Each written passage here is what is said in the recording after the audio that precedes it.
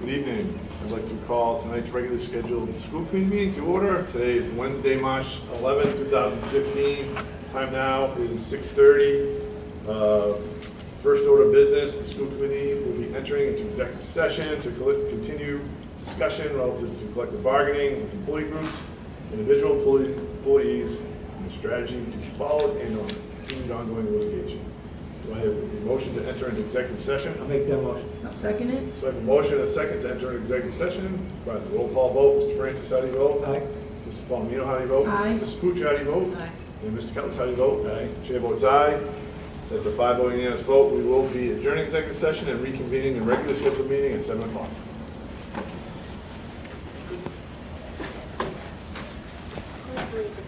Good evening and welcome back to our school committee meeting. Tonight, again, is March 11, 2015. The time now is just after 7 o'clock, about 7:05. Welcome back to our meeting. We just adjourned executive session.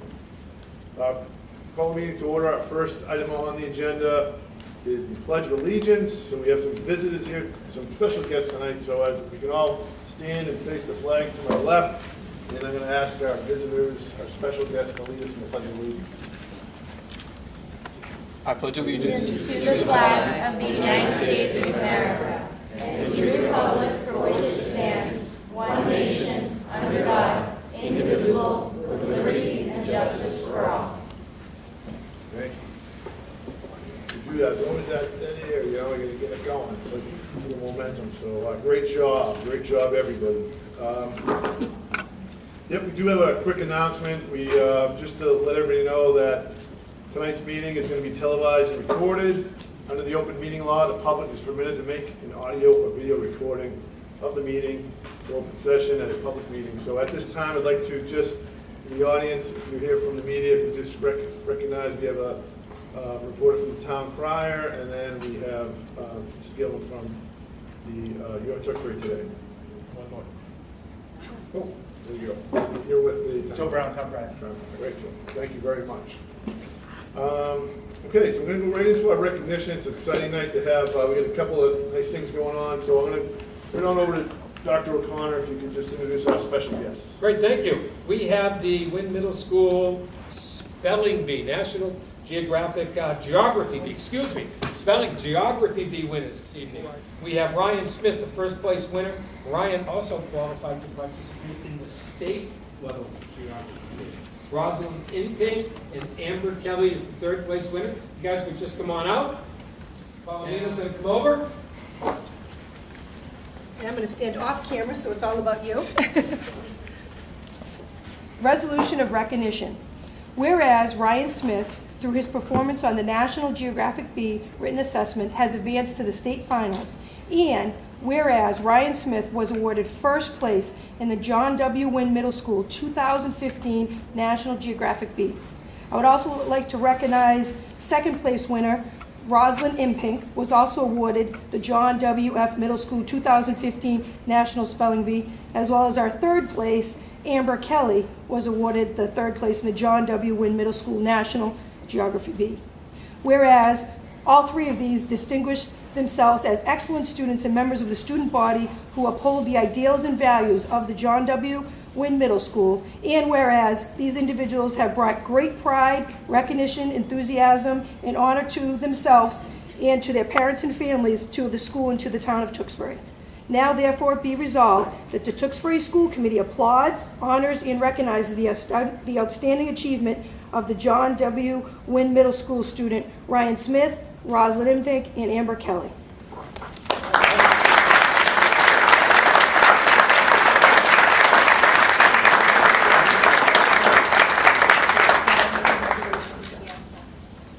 Congratulations, Amber. Thank you, guys. We truly appreciate it. Well, I think everyone in the audience would probably love to pepper you with geography questions. Are you ready for a little challenge? Yeah. Where are the Atlas Mountains? Morocco. Wow. Awesome. Very impressive. All right, that's it. Thank you. All right, next. Rosalind, would you like to just stay? We're going to be recognizing Project 351. Rosalind represented the Dover Middle School in Governor Deval Patrick's Project 351. And we have a proclamation that we would like to read. Resolution of recognition. Whereas Rosalind Imping served as Tewksbury's ambassador to the Governor's Project 351 program this year, as one of the 351 students representing each town and city in Massachusetts, Rosalind participated in the program dedicated to celebrating youth leadership, inspiring the ethic of service, and honoring the legacy of Dr. Martin Luther King Jr. And whereas Rosalind Imping was chosen because of her dedication to community service, volunteerism, and for her commitment to the John W. Wynn Middle School's Friends of Rachel Club and Smile Club. And whereas Rosalind Imping will implement Cradles to Crayons and Spring Greening community service projects at the Wynn Middle School as part of her continuation of the Project 351 service mission. And whereas Rosalind Imping has brought great pride, recognition, enthusiasm, and honor to herself, to her parents and family, to the school, and to the town of Tewksbury. Now, therefore, be it resolved that the Tewksbury School Committee applauds, honors, and recognizes the outstanding achievements of Rosalind Imping.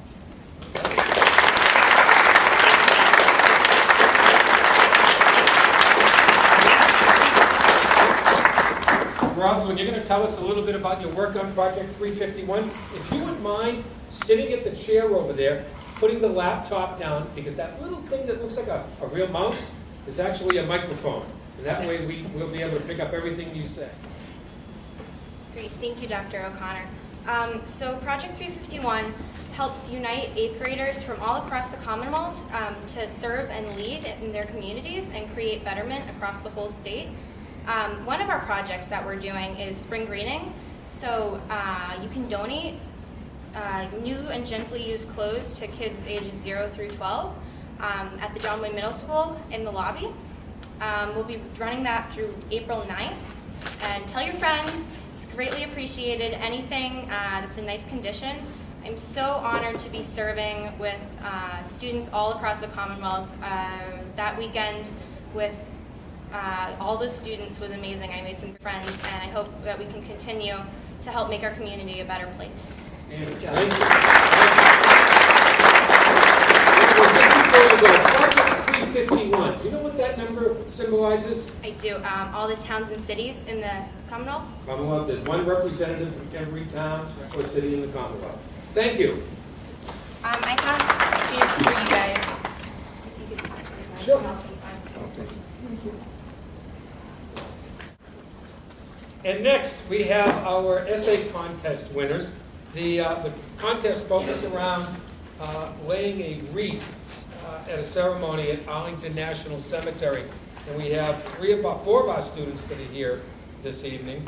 Lauren Easelin, did I say that? You? Okay, Lauren. Delaney Jackson, Marina Nelson, and Jenna Wentworth. Alex Sousa was an alternate member or selection, but he's not here tonight, is that right? All right. Mr. Francis is going to read your proclamation. Thank you. A resolution of recognition. Jenna Wentworth, Delaney Jackson, Marina Nelson, Alexander Souza, and Lauren Esselin was selected to represent Tewksbury at the wreath-laying ceremony at Arlington National Cemetery in Washington, D.C. And whereas Jenna Wentworth's entry into the 8th grade essay contest qualified her for this honor. And whereas Jenna Wentworth's essay impressed the judges in this presentation of why it is important for us to honor those who have served and given their lives for this nation. And whereas Jenna Wentworth distinguished herself as an excellent student and member of the student body who upholds the ideals and values of the John W. Wynn Middle School.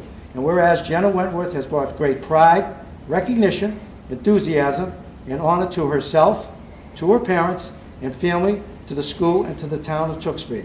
Now therefore, let it be resolved that the Tewksbury School Committee applauds, honors, and recognizes the outstanding achievement of the John Wynn Middle School student Jenna Wentworth, Delaney Jackson, Marina Nelson, Alexander Sousa, and Lauren Esselin.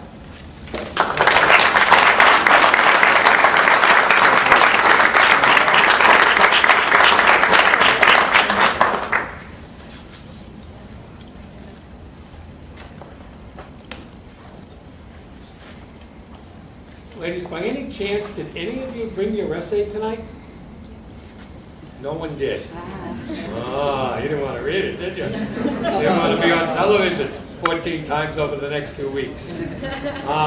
Would it be possible for one of you to collect the 4 or 5 essays and send them to me?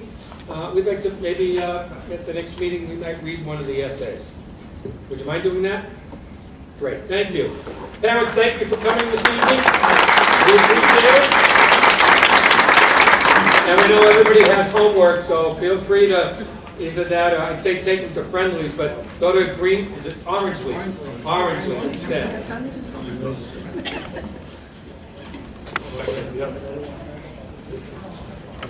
Okay, so, I'm just gonna go through the rest of our agenda. Our next item is our student representative report. We're gonna hold off on that at this time, see if Brady gets settled in. We do have a couple of presentations tonight, and I know one of them, Dr. Connor's a kindergarten report card presentation, so I know Ms. Principal Full is here Yes. to present, so you wanna... We're all set to go for that. Okay. Great. Assistant Principal Fuller and her committee members can come on up to the table. I'd just like the committee to know that once I began my position as Assistant Superintendent, Assistant Principal Fuller called me and said I have this really enthusiastic teacher initiative driven team who would like to look at adapting and changing our kindergarten report card to be more reflective of the standards-based report card. I'm not going to give you much detail because they have a wonderful presentation, but I'm thrilled at the work that they've done and very proud for them. So I'm sure you wanted to enjoy the presentation. Thank you. Good evening. I'm here only as the introducer of this amazing group of people that I've had the honor to work with. These are my colleagues from the kindergarten, and sitting with me here this evening, Heather Bradley and Sarah Gelati, who teach at the Dewing School. And here they are. Okay. Also here, Tricia Ketty from the Heathbrook School, Teresa Malaya from the Dewing School, Donna Sacramone Green from the Heathbrook School, Stacy Parody from the Heathbrook School, and from the Heathbrook School, and Jennifer Marcella from the Dewing School. And Allison Cameron was a very active member of our group, but because of family commitments, she was not able to be here this evening. This is an amazing group of professionals who met over the past year and a little more, maybe almost a year and a half, about once every month or 6 weeks on an after-school basis. And some committees you might be familiar with that have representation from a grade or a school. This is a committee that had 100% participation. So these professionals were present at every meeting and had input into the new kindergarten report card that we're presenting this evening. That's all I'm going to say. I'm honored to work with them. But Heather and Sarah have the presentation on behalf of the rest of the group. So we wanted to revise the report card because after the implementation of Common Core, we realized that there was a large gap between the skills that were being assessed on the report card and what our classroom and Common Core expectations were. The math section of the report card was revised for the 2011-2012 school year, and the kindergarten team wanted to align the ELA and social components as well with the Common Core. So the kindergarten teachers from the Dewing and the Heathbrook schools met, as Jan said, on a monthly to 6-week basis at kindergarten SARC meetings during the 2013-2014 school year. And we worked on revising and aligning the report card, and we are all in agreement on all the revisions. And we started the process by looking at standards-based kindergarten report cards from other towns in Massachusetts, including Dracut, Methuen, and Lexington, just to get an idea of where to start and what other towns include. From that point on, if you're looking at the previous report card to the one that's being proposed tonight, the revisions in fine motor development, language arts, and social development are what we're looking to provide a more detailed description for parents so that they know what we're working on within our classrooms and what our expectations are. We also changed the verbiage for the grading criteria to be more targeted to the skills that we are assessing so that the parents are understanding where their children are within those different skills. Upon completion of the report card, we sent out copies of the proposed report card to the 234 parents of the kindergartners between the Heathbrook and the Dewing schools and asked for their feedback regarding their thoughts on their report card. We had 21 parents respond, and pretty much overwhelmingly was a positive response for the report card. Some of the comments that were included that the parents noted were that the wording and grading seemed to be more comprehensive on the new form, that it gave more depth to the skills that were being assessed. Multiple parents noted that they liked the skills and that they're more reflective of what kindergarten students need to be successful while in the classroom. And the overall feeling was that parents liked how detailed the subcategories for each grading was. We're looking to implement this report card for the 2015-2016 school year, as we've already administered one report card for this school year. We don't want to not be comparing apples to apples per se, so we're looking to roll this out for the next school year. I would just want to point out one other thing, which is that the draft that you're holding in front of you today is not formatted to go into X2, our database, as a report card. So when parents actually receive it, it won't be 3 pages with lots of white space on the page. It'll look more like the traditional report cards that we issue in the district, but that's the content of it. We just weren't going to go to the time of actually formatting the whole thing down to 1 page and all of that until it was approved. So we have plenty of time to get that on paper officially. So, questions? Anything else you folks want to add? Just kindergarten teachers, did we get it all? You all good? So, do you have questions? I think it's, thank you very much for coming and taking this task on. I think it's, you know, it's going to be great for our kids. I appreciate the community involvement. That's one of the things we stressed from the school committee, right through Dr. O'Connor, right on through our administration. And that's, it's nice to get the community involved. A quick question on the rollout. I like how you're waiting, and you're not. It's not as much. Everybody's not as nervous on the rollout. I would think. Not that it's nerve wracking. Is are you communicating that to those 21 parents that participated and that this is going to be next year? Yes. Yeah. So that's The report card went home with a cover letter explaining that we were looking to implement it the following school year. I think what's important to note too, Mr. Dick, is that at the beginning of the school year, when there are open houses and teacher night, then we can show the new report card to our new incoming kindergartners and what parents should expect to see in part of this report. excellent. Thank you. Any further questions from the committee? I just Any have- comments? Yeah, Ms. Mucha? I just have one question. Will there be like a comment section on here at all, like if they had any additional comments? I didn't see it on the old report card, I don't know if that would be. For on there. teachers? Yeah. Teacher comments? Yeah, what we have is a Word document where we type our comments into, that is a separate sheet that each teacher does individually that we send home. Okay, so along just like with the regular report report card, they'll have that separate Yes. sheet attached? Yep. Okay, that's all I had. Thank you, it's terrific. Thank you for collaborating on this. Excellent. Ms. Baldino? Thank you, Mr. Chairman. I think this is excellent, and I commend the committee for all their hard work on this. This is great. It's very detailed. I don't think parents have any questions about where their child is and the different criteria, so thank you for all the hard work. The only thing I'd like to see is when you do get the final copy, if we move forward and it gets voted in tonight, I'd love to see it come back in our packet, even in the consent agenda, what the actual final version would look like. And then I also encourage the committee for all your hard work. You should definitely, I encourage you to do a press release and let the community know that you worked extremely hard on this project, and it was a lengthy project, and the end result is, you know, more feedback for the parents and a greater report card moving forward. So you should take credit on all the hard work you did, and I think a press release would be great for this summer or the end of the school year. Thank you, Mr. Dick. Excellent. Good. Thank you very much. Thank you. Thank you very much for your time. If I could update the committee, the great work of this group, and again, 100% of the kindergarten teachers took the initiative to be part of a report card change because they saw the need.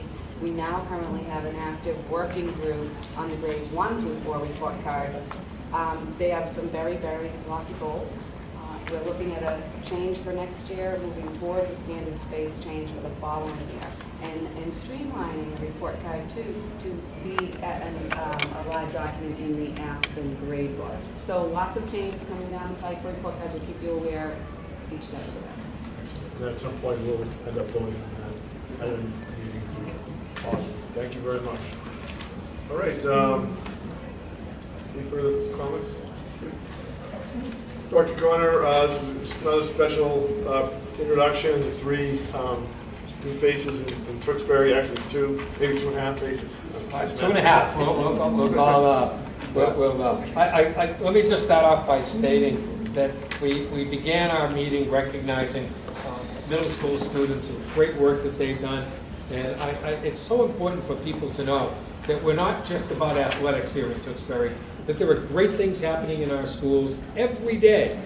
So we really try to spotlight a lot of those kinds of activities that take place, whether with our younger students right up through high school age students. And you're going to see for the remainder of this school year, we will be bringing groups of kids in for recognition, possibly staff members as well. You know, tonight we could recognize all of our kindergarten teachers. They've gone above and beyond the workday to get this accomplished, and we truly appreciate the work that they did because they feel it's important work, and they wanted to put out a document for parents that will help them understand where their child is, and they wanted something that they would be proud of, and I truly appreciate everything that they did. Mr. Francis. Mr. Chairman, I think although we don't have to formally approve the academic report, I think we should, as a committee, endorse the change to the new academic report card for kindergarten. I think with all the hard work and everything, I think. So I'm going to make a motion tonight that we endorse the changes to the kindergarten academic report card that goes into effect with the school years 15-16.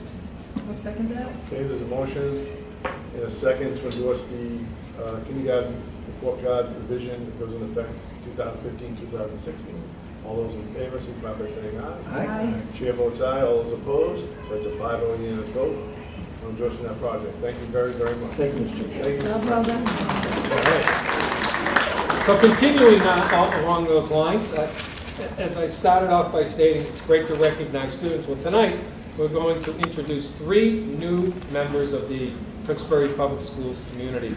These are 3 principals who will be starting here in September. One of them is a gentleman that we know. He has been the interim principal at the Trahan School for this past year, Matt Castangwe. Matt, if you'd come on up and grab a chair. As you know, Matt has came on board, I want to say mid-August last year, when we were able to lure him away from the Haverhill Public Schools. Matt lives in Ipswich. He has a year-old daughter and 2 stepsons to keep him busy. He did teach elementary school when he was in Haverhill, and he did his undergraduate work at both Salem State and graduate work at Nova Southeastern University. Matt is, again, no stranger. He did a great job. We had a screening committee of approximately 20 people. Matt was the unanimous choice of that committee. We wanted to make sure that we brought him back. Next, we have Terry Garish. Terry is currently a principal in Chelsea. She is a resident of Billerica. She will be taking over at the Dewing School. Her current school is a K-8 school, is that correct? 1 through 4. Oh, excuse me. I wanted it to be K-8. K-8. 1 through 4, that's right, excuse me. She has worked in the Bedford Public Schools and also in Lowell, right nearby here. We're very excited to have Terry come in at the Dewing School. We're going to see some great things from Terry, given her great experiences in both high-end schools and struggling urban schools. So we're very excited. And then taking over at the Heathbrook is Felicia Whetstone. Felicia is going to come on up. Felicia lives in Danvers. She's the mom of 2. She has been working for the last 14 years in the Everett Public Schools, 3 of which she has been a literacy instructional coach, working not only with students but with teachers on a full-time basis in classrooms. She also served as an interim principal in Everett for half a year when an individual was out on leave. And I'm also very excited, and I know Felicia is, this is her first principal experience. I remember Matt last year on his first day. He was just all excited. I can just imagine Felicia will be the same. Terry will bring that level of professionalism. It's still exciting. And it still is exciting. The first day is always exciting, isn't it? So, welcome. Matt, we'd like to start off. If you have anything you'd like to say to the committee? Yeah, thank you, Dr. O'Connor and Ms. Reagan, for the great first few months here at Tewksbury. I've learned a lot of great things about the town.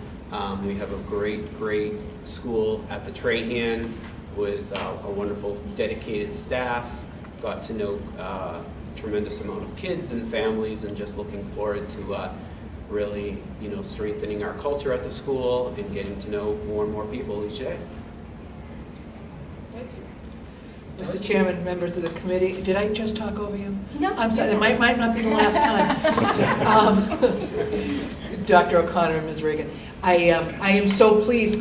Felicia and I get to work with these people. How incredibly wonderful. And if the people and the teachers and the staff are anything like the group of people who just came to the table and presented, we are going to it makes our job so much easier. And I'm so grateful to work with people of that caliber, and I can hardly wait for July 1st to come. And I might sneak over. Mr. McCardle said that I could come over early if I wanted to. So I'm going to go take a look around. Okay, so committee members, Dr. O'Connor, Ms. Regan, thank you again for the warm welcome tonight. It's a pleasure to meet again some of the staff members, the family and the parents, and to see some students here tonight. Clearly from my speaking to friends and family and people that I've met in the interview process, it sounds like Tewksbury is the place to be, and I could not be more excited to be here. I'm anxious, like Terry, to get into the school and to meet the families and the faculty at Heathbrook, and I'm looking forward to an amazing year. Thank you. So I was wondering why all those kindergarten teachers are still here. And it dawned on me, those are the new principals. That's why they're still here. And Kevin McConnell, thank you for coming out this evening. As you know, Kevin, along with Jerry Cummings, has been serving as the interim principal there. We pulled them out of retirement. And this speaks a lot about Kevin as an individual to be here tonight to welcome Terry and to support his staff that's here this evening. Thank you, Kevin. We've been blessed to have both you and Jerry at the Dewing School. So thank you. And again, the three of you, we are going to, if you'd like to just sit there, I'm going to ask the chair to suspend the rules, and we're going to pull your contracts up off the agenda, which we probably won't get to until about 9:30. I don't think you really want to stick around to that. And we're going to vote on it tonight. The chair will sign it, I'll sign it, and I will get it to you for a signature, and away we go. Great. So, if you would, Mr. Chairman. So it is a motion to suspend the agenda to move the contracts, three contracts up to from new business up to current time. I'll make that motion, Mr. Chairman. I'll second it. A motion and a second. All in favor, signify by saying aye. Aye. Chair votes aye. All opposed? It's a 5-0 unanimous vote. So at that point, at this time, do I have a motion to approve the administrator's 3-year contract with Matthew Castanagway, principal of the Louis Davy Trahan Elementary School, effective July 1st, 2015? I'll make that motion, Mr. Chairman. I'll second it. We have a motion and a second to approve the contract as read. This requires a roll call vote. Mr. Francis, how do you vote? Aye. Mrs. Paulino, how do you Aye. vote? Mrs. Puccia, how do you vote? Aye. And Mr. Cutlass, how do you vote? Aye. The chair votes aye. That's a 5-0 unanimous vote. Congratulations. It's official. Make sure of that. We're not done yet. And we have a motion at this time to approve the 3-year contract for Mary Terry Garish, I'll make that motion. principal of the Willow F. Dewing Elementary School, effective July 1st, 2015.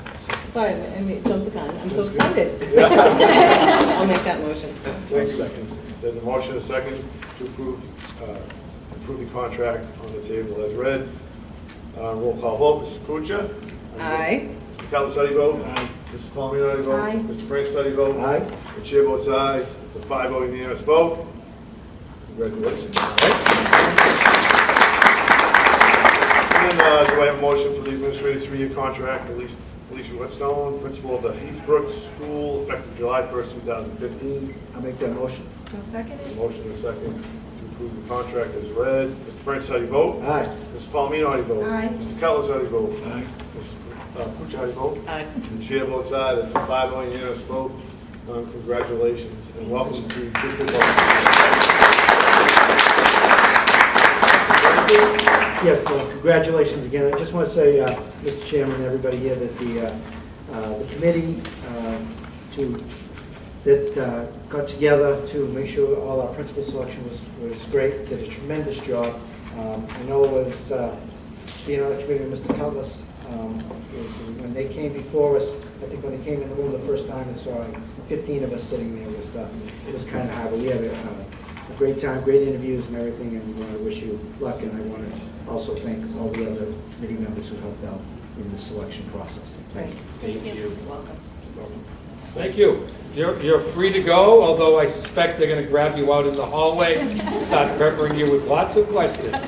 So, good evening and thank you. Thank you. All right, Thank you so we'll be in touch. Thank you, everybody. That was great. It's always good to hire two strong candidates tonight, all the presentations and the awards. So it's been a good night so far. So let's keep it rolling. Dr. Connor, anybody wishing to speak at the Citizens Forum? No one approached me or contacted the office, and it doesn't look as though there is anyone here that wishes to speak. Okay, moving forward, Mr. Cutlass, our clerk, is going to read our minutes. Yeah, thank you, Mr. Chairman. I'll move the minutes of the February 5, 2015 regular school committee meeting. Second? There's a motion and second to approve the February 5th, 2015 regular meeting minutes. All those in favor signify by saying aye. Aye. Chair votes aye. All opposed? It's a 5-0 unanimous vote. I'll move the minutes of the February 11, 2015 regular meeting. Second? There's a motion and second to approve the February 11th, 2015 regular meeting minutes. All those in favor signify by saying aye. Aye. Chair votes aye. All those opposed? 5-0 unanimous vote. And I'll move the minutes for the February 11, 2015 executive session meeting. Second? And a motion and second to approve the February 11th, 2015 executive session minutes. All those in favor signify by saying aye. Aye. Chair votes aye. All those opposed? It's a 5-0 unanimous vote. And then right on to the submission and team of bill. Yeah, I'll move the payroll for the period ending February 12, 2015 in the amount of $1,130,822.65. Second?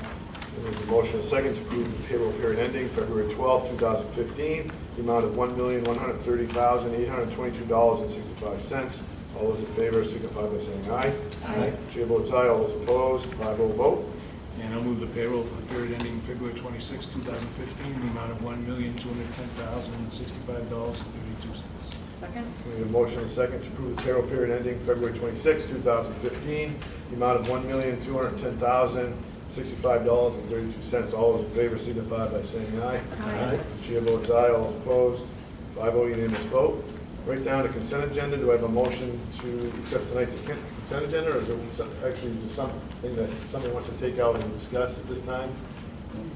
Yep. Mrs. Palomino. Thank you, sir. No, I just want to make a comment, and I'd just like to extend a thank you to the Ryan PAC for their generous donation of $4,867 to purchase iPads for the Ryan schools. So I'd just like to recognize them. That was in the consent agenda. Thank you very much, Mrs. Palomino. Thanks for pointing that out.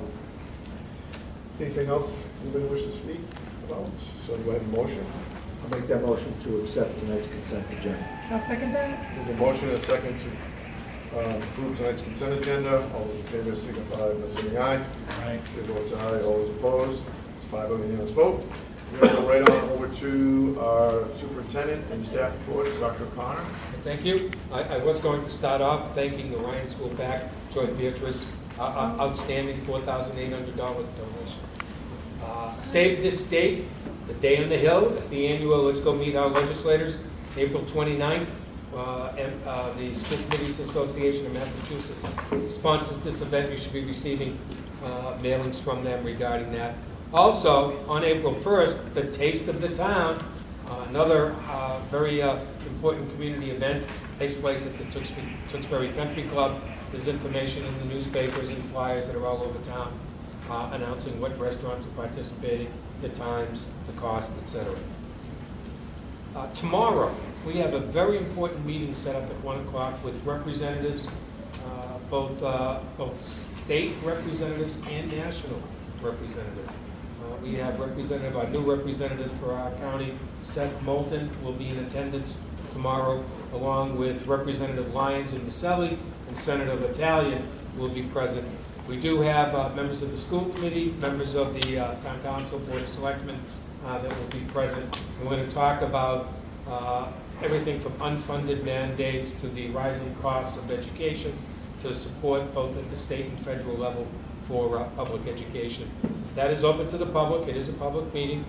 People are welcome to attend. It has been posted. It will take place here at the high school in the large group room, which is just off of the cafeteria at 1 p.m. Today at our district security meeting, we talked about our final plans for training of our students, both middle school and high school, on the Alice protocols.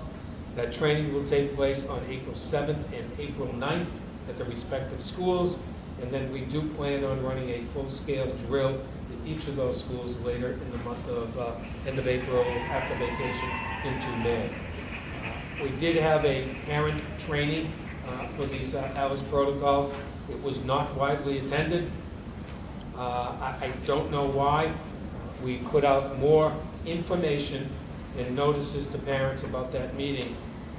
Obviously, they feel parents are comfortable enough with the work that we're doing in school that they felt as though it wasn't necessary to undergo that same level of training. Tuesday, March 24th, we have a budget hearing at 6:30. That will take place here in this room. In this room. Yes. Okay. I want to talk a couple of minutes about the leaking roofs at both the Trahan and North Street schools. As you know, the last month we've had this ongoing battle with trying to stem these leaks that are springing up at our older schools. I've said repeatedly in the last 4 or so years that our roofs on all 4 of our elementary schools passed their warranty period. In fact, significantly past their warranty period by as many as 5 or more years. That weight of the snow, that heavy snow that was on then, the human traffic on the roofs as we attempted to remove a lot of that heavy snow, have caused the seams to separate. The roof are these large rubber sheets that are sort of hot sealed together to form one barrier, and over time those seams can come apart, and that's what we have been working at, trying to repair those seams, re-glue them, retar them, however you want to describe it. And we've actually had 2 different companies working for us. We have our on-call roofer, and we brought in a second company to assist at one of the buildings. I can report today that the leaking is probably 80% contained, I would say at least 90. 90% contained at the Trahan, where it was the most pronounced of the 2 schools that were reporting significant problems. Again, that will continue as long as we operate these buildings, but our goal is to continue to repair them as the leaks arise, knowing that it will cost us over $6 million to replace the 4 roofs. Putting roofs on old buildings that, quite honestly, have served their useful purpose is really a bad investment for this community. So we are looking at spending perhaps more money than we would like to repair the roofs, knowing that this evening you will be looking at, again, 3rd time, the lucky charm, we hope, submitting a statement of interest to MSBA, looking for their partnership in helping us solve our older aging facility problem that we have here in Tewksbury. So with that, with those roofs, there were concerns both from parents, from the community, from faculty regarding the condition of the roofs. We did bring in a consultant group, structural engineer. They spent time in both schools looking at the substructure. We do have a report. The report I don't think was in your packet, but we will make sure it's in the next packet. Basically, it says structurally the roofs are solid. You should not worry about that, but as you know, the roofs need to be replaced, the membrane, the rubber membrane. We know that, we're aware of that. The report identifies that. The report also says structurally the roofs are in fine condition for 50 and 60-year-old buildings. So I want people to be aware of it. We did take a very proactive stance on this. We did hire an extra company to come in to help us. We have brought in a consulting engineer to look at the roofs, and they believe everything is, again, appropriate for a building of that age. Connor, can I just ask a question? I know there was some classrooms that had some moving a little bit, and I don't know if you just update the committee. At the Trahan School, we had at least 4, if not 5, maybe instructional classrooms that had leaks. Some had wall leaks where there was a transition in every classroom, low roof, substrate, high roof. It was along that wall coming down. We did have 2 rooms, though, that the leaking was significant over virtually every area of the roof. In fact, we walked into one classroom and they probably had 25 buckets of varying sizes, from the cottage cheese container to a 5-gallon bucket, basically collecting drips that were coming down. We did move one classroom from one end of the building to a room that was not used for classroom purposes, and they went in there. They experienced a little leaking there as well. But again, we've attacked about 90% of the leaks and have those pretty well under control.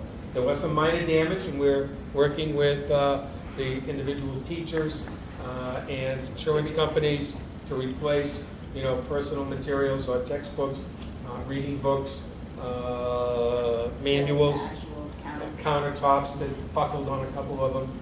So we are looking at replacing those as well, wherever the damage occurred. Are those classes back into those? Those classes are back in. Back in where they are, so Yeah. everybody's back in there? Yes. For the spring sunshine? We took out all of the problematic equipment or everything that got damaged. We got rid of it. Okay, thank you. And with today's thaw at 50 degrees, I did not receive a phone call. I did not But either. that doesn't mean that, we're gonna pay attention to that, and we'll be talking with the principals of both schools just to make sure that we are aware of leaks when they happen. Don't call us a week later. Yep. Tell us right away, so we can get a crew there, try to ascertain where that leak is, what seam is split, and then we'll repair that seam. Okay, thank you very much for the update. All right, and then finally, when we had this heavy snow and we had to bring in individuals, we hired several companies to come in and help us, again, remove snow from the older buildings. Our original plan was to bring in inmates from the Barica House of Correction. We had arranged for this 10 days in advance, and on the day of that Monday, when the van pulled up, 3 inmates were available to us. And that's because every governmental agency in Middlesex County was looking for free labor, if you will, to rectify the problem. That's when we said that this is insufficient. We went out and hired 2 different firms to come in for the remainder of that week to help us. However, I did hear from a number of parents who were concerned about the use of inmates in our schools. I tried to reassure the parents that the inmates are used only when school was not in session. They were not necessarily satisfied with that response. Interesting to note, they were all relatively new parents, kindergarten, 1st, 2nd grade, and when I explained to them that inmates have been used every year in my tenure here in 5 years, and probably goes beyond that, at least another 5 or more years, that throughout the year, inmates have been used for projects ranging from the painting at North Street, both inside and outside over the summer months.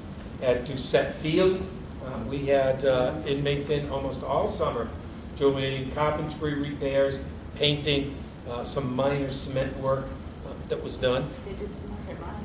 They've done work at the Ryan School, and this has been an ongoing use of that labor force. But I did tell the parents that I would bring it up to you, and if you felt as though there was a concern, that I am sure that you would direct the superintendent to find other labor sources. So what I would like to propose is every time that we're thinking of using inmates, I would like to just run it by the committee, inform you that we're doing it, and if you do have any concerns, that would be a great time to voice those concerns. It's not something that we do every weekend. It's usually short periods, a couple weeks here, 3 weeks there over the summer. So we will let you know in the near future. That's all I have. Do you have any other questions? For me? Yep, sure. I had a question about the Trahan School. So, because I actually get some phone calls on this. So I know that there's kind of like the older roof and the newer roof, and we had talked about the insulation, and I know it was mold and mildew resistant, but it's been up there for like 25 or so years. So can you talk about how that's going to be kind of monitored so we don't have any issues with mildew or mold in the classrooms? We talked about having somebody come in. Yeah, just as we had the structural engineer, we will be bringing someone in. We've used a couple of different companies over the years to come in, and they do air quality, mold, pollen, they do the whole 9 yards. We wanted to wait until a lot of this, which this week it will have melted. So we wanted to make sure that the leaks were all taken care of before we brought somebody in. So John Marchand knows, and we're going to be scheduling that next week for them to come out. Okay, just so people in the community know kind of how that's going to be taken care of, and we're not just leaving that there. And I'm sure you'll get to this, Ms. Matthews, when we get to your reports, but if you talk a little bit about like the cost of the replacement of materials in the classrooms, I'm not sure if you have kind of a figure of what that, I mean. It's not a lot of money. I did. Are you sure? Because I went in there, I know it was one of the rooms I had gone into with you and The one you're talking There's about. like a lot of We have- materials that were. Matt had sent me, the principal of Trahan had sent me a list, inventory list of everything that has been ruined. I did not bring it with me tonight, but I can share it. So you're saying it's only like $200 then? It's It not. was not, It's not a great. lot of it is we're gonna buy anyway, they were teacher manuals and so forth. I'm talking about what might have been personal or anything beyond that. The cabinetry, we're gonna have to replace in the back. But there wasn't much. Everything was they were testing materials. Nope. But I can share that list with you. It's refreshing that there's a plan in place and you guys are on top of it, and we Yeah. appreciate the updates. And we you know know, it's this one of the isn't winners. the first time. We do air quality testing, Yeah. just like we did 3 years ago when we had an issue with radon, and we didn't just do one school, we did every school in the district. We found radon in slightly above the state threshold. Not significant, but we spent thousands of dollars abating that particular. So we take a very proactive and to the point when we have teachers telling us that there are issues, we investigate, and oftentimes we will bring in consultants just to verify what we believed was everything was fine. But there wasn't mold, there wasn't any kind of toxins or air quality issues. We do that on a regular and routine basis. So we appreciate the updates. Thank you very much. Okay. Tonight, I'm going to continue my updates on our Google Apps for Education implementation, otherwise known as GAFE, G-A-F-E. As you know, we've rolled the entire district into our Google Apps for Education, but it's much more than email, calendar, and an online cloud storage. There are several applications that not only make our communications more efficient, but also improve teaching and learning in the classroom. So to help our students actually access all of those applications with the teachers, we need to start the next phase, which is the beginning of student Gmail accounts. The GAFE implementation team met to set forth a plan to do this very carefully and thoughtfully. The first step in the plan was to network with other districts that have done this, including Burlington.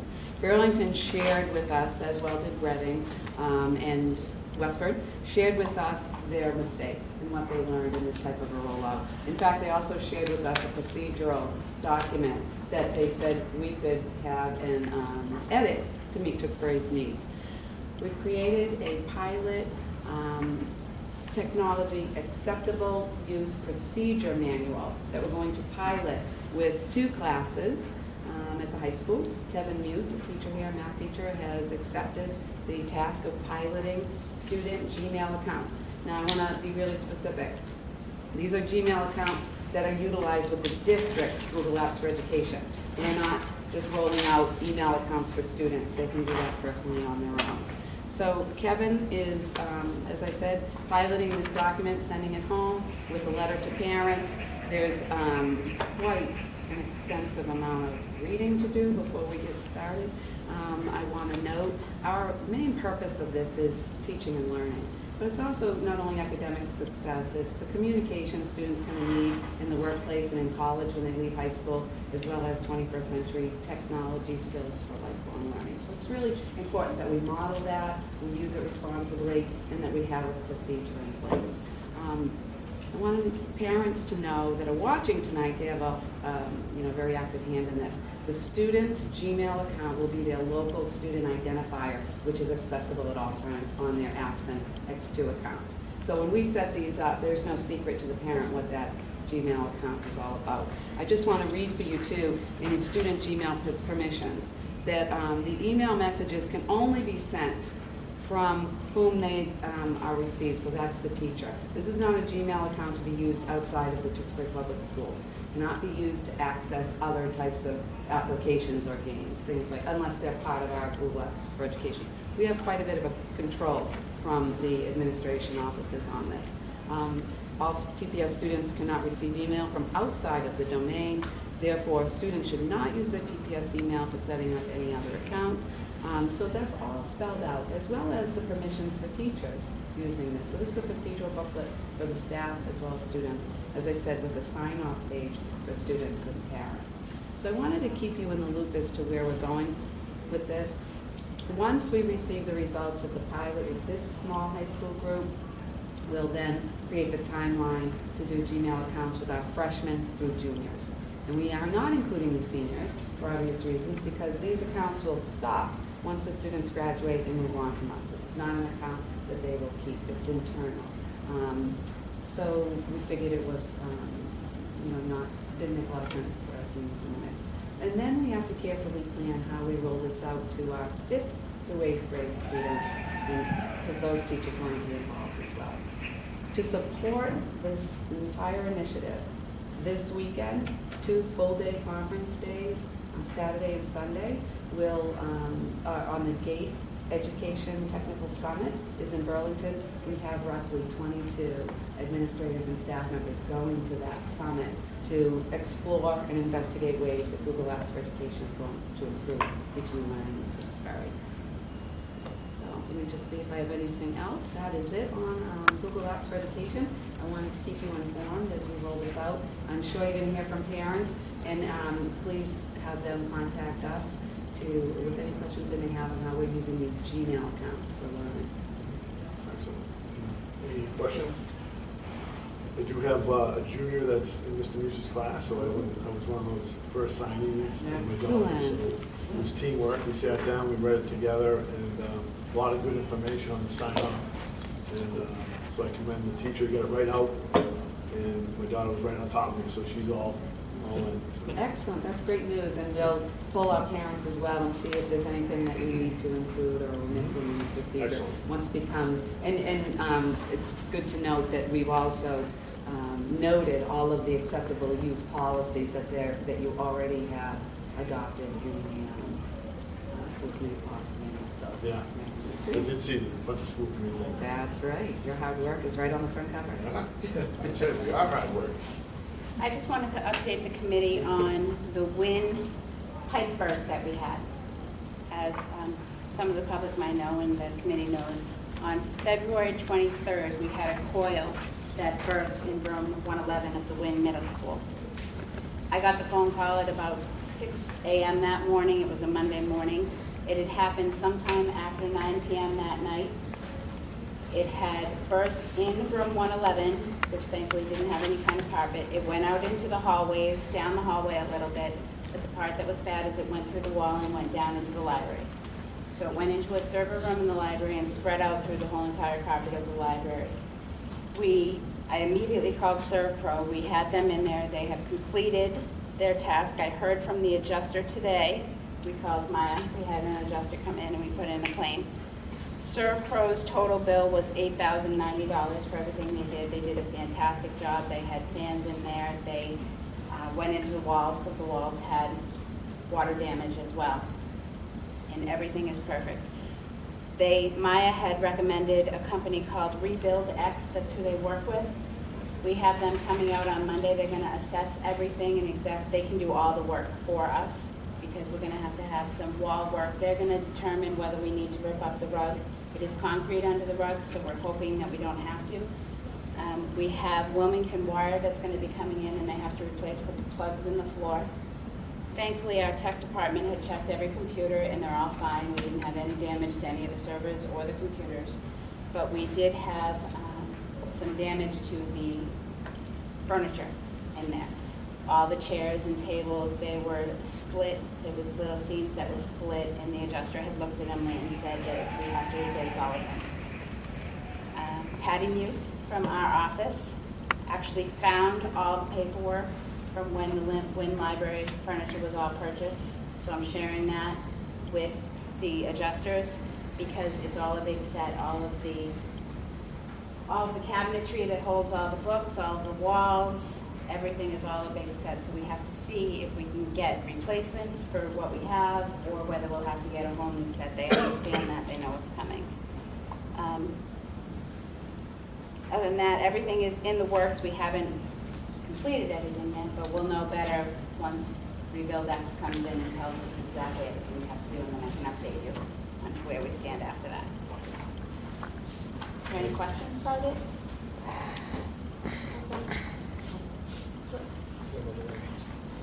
They're further down on the agenda. Thank you, Mrs. Matthews. Any other questions, comments? Excellent. So we're going to move on to agenda. We'll go right into committee reports. High school building committee report. Mr. Francis, you have something? Yeah. Yeah, thank you, Mr. Chairman. In talking with Dr. O'Connor, I think we ought to contact the town manager and try to set up, we haven't had a meeting in a while, I talked to Mr. Cutlass also, try to set up a meeting just to finalize some of the issues that we still have, so we can once and for all finalize the project. I mean, just like some issues just continue to happen, like if you're driving in, you can see that the electronic message board outside hasn't been changed in a couple of weeks because it hasn't been able to be changed in a couple of weeks because we're still having issues there. So I propose we set up a meeting with the high school building committee to try to iron some of these out. Yeah, I'll take care of that. Next couple of weeks, whenever you're available. I'm available. Let's see if we can. Do you want me to call the town manager and ask him to set it up? Yeah, that'd be fine. He's the one who's in contact with Erie. Yeah, whether or not they'll show, who knows? Right, that'd be fine. Yeah. Right, thank you. All right, Thank you, Mr. Chairman. Thank you, Mr. Francis. Mr. Pellis. Mrs. Puccia, do you have anything on the green committee? Green Committee met last month with Charlie L., and he's putting together a kind of a hit list of items that need to be addressed within the schools and within the town, and we should be receiving that at tomorrow night's meeting at the senior center, which is scheduled at 5:30. Okay, thank you. And nothing to report on the Tewksbury Education Foundation. Right over to the Special Ed PAC Executive Committee. Our next meeting is scheduled for March 18th at 8:45 in the morning at the superintendent's office, and that's all I have right now. Thank you, Ms. Puccia. Any questions, comments? All right, moving right along to policy changes, proposals, and adoption. I know there's some policy in our consent agenda that we approved earlier. So these are for first or second reading. It's an informational reading, Oh, and there's no specific section that we're working on. I think these are policies that we kind of pulled, that we actually had to go back on.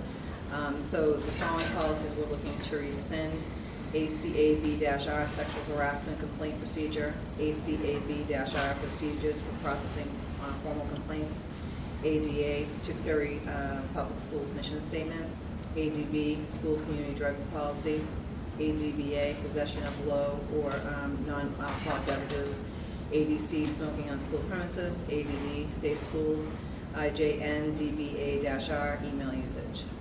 The following policies we're looking to either revise or adopt: the MASC policy, AC, non-discrimination; ACA, non-discrimination on the basis of sex, ACAB, sexual harassment, ACE, non-discrimination on the basis of handicap, ADD, background checks, ADDA-R, quarry requirements, DJE, bidding requirements, GCCD, domestic violence leave policy, IJNDB, acceptable use policy technology, IJNDB-R, acceptable use policy technology, administrative procedures for implementation, IJNDB-E, user agreement participation in electronic communication system, IJNDC, school and district web pages, IJNDC-R, website guidelines and procedures for approval, IJNDD, policy on Facebook and social networking websites, JH, student absences and excuses, JIC, student discipline, JII, student complaints and grievances, JK, student conduct, KBBA-E, notice to the custodial parent that non-custodial parent has requested student records, and LDA, student teaching and internships. Excellent. And if these will be presented again next agenda, and if they have any comments, They can contact Mrs. Palomino and myself at the superintendent's office. I did actually get a phone call. I have a request. I'm not sure if we can do this, Dr. O'Connor, but when we have this section that says revise and/or adopt MASC policy, is the way to break it down, if somebody has a question on what a revision is and then what we're accepting for MASC policy, is there a way we can just break those down? I can still read it the same way, but people want it broken down to what we're revising and what we're accepting just for the MASC. We're taking MASC's policy. Well, Because if they have a question on, did we revise something? yeah, I want to know well, what it was. would be, if you look at it, if there's anything in red, so for example, let's go to the last, When you put that on the district's website, does it come out in red? It should be. yeah, Okay. yeah. It's, yeah, because we scan them and put them in. So if you look at, for example, with the last policy, which is LDA, Yeah. there was a revision where we took out Tewksbury School Committee, put in superintendent, and then we noted the revised, and then we will type in once you pass this, the date goes in there. If you go to the policy preceding, which is JR, well, it's been changed to KBBA-E, you can see there's been a lot of strikeout in red language. That would note that there was a change. Yeah, I think they just wanted it broken down, just kind of like, this is what we're revising and this is what we're accepting. I mean, that's fine. I mean, I think I can call it. Everything in front of you that's not struck out is what you're accepting. Okay. Anything that's in red is new language. Anything with a strikeout is language that's being taken out. So it probably is just a matter of educating that individual to how to read these revisions. Okay. Beautiful. Thank you. Thank you, Mrs. Kuchar. Ms. Palmer, for serving on that meeting. Old business, right on to the first item, which is the MSBA submittal of interest, for the third time. For the third time, as I noted, we're old at it at doing this, and unfortunately, we'll be asking the Board of Selectmen to do the same. It is required by MSBA to have both governing bodies publicly approve the statement of interest submittal that will be going to MSBA. So you have here 4 submittals, 4 statements of interest, and we will finish by identifying one of those schools, the Trahan schools, as being our primary school that will be up for consideration with MSBA. So there is very specific language. While you're reading that, I know there's going to be a lot of, I'll make the motion, I'll second it. Mrs. Johnson will record who does that. She has the exact same set of papers that you have, Mr. Dick. And when we're done, she'll submit that paper to you for your signature. Okay, that sounds great. So there's 5 items we're going to vote on. They're all going to be roll call votes. So the first one, if we can move right into it, any questions? So there's the approval to submit a statement of interest for the Luella F. Dewing School. Do I have a motion? I'll make that motion, Mr. Chairman. Second. So I have a motion by Mr. Francis to move the school committee submit a statement of interest for Luella F. Dewing School based on priority 5, seconded by Mr. Cutlass. Mr. President, roll call vote. Mr. Francis, how do you vote? Aye. Mrs. Palomino, how do you vote? Aye. Mr. Cutlass, how do you vote? Aye. Mrs. Pucci, how do you vote? Aye. And the chair votes aye. That is a 5-0 unanimous vote. The second item is the approval to submit a statement of interest for the Heathbrook School. I'll make that motion. Second? So I have a motion by Mr. Francis to move the school committee to submit the statement of interest for the Heathbrook School based on priority 7, seconded by Mrs. Pucci. Roll call vote. Mr. Francis, how do you vote? Aye. Mrs. Palomino, how do you vote? Aye. Mr. Cutlass, how do you vote? Aye. Mrs. Pucci, how do you vote? Aye. And the chair votes aye. That's 5-0 unanimous vote. Third item is the approval to submit a statement of interest for the North Street School. I'll make that motion, Mr. Chairman. I'll second that.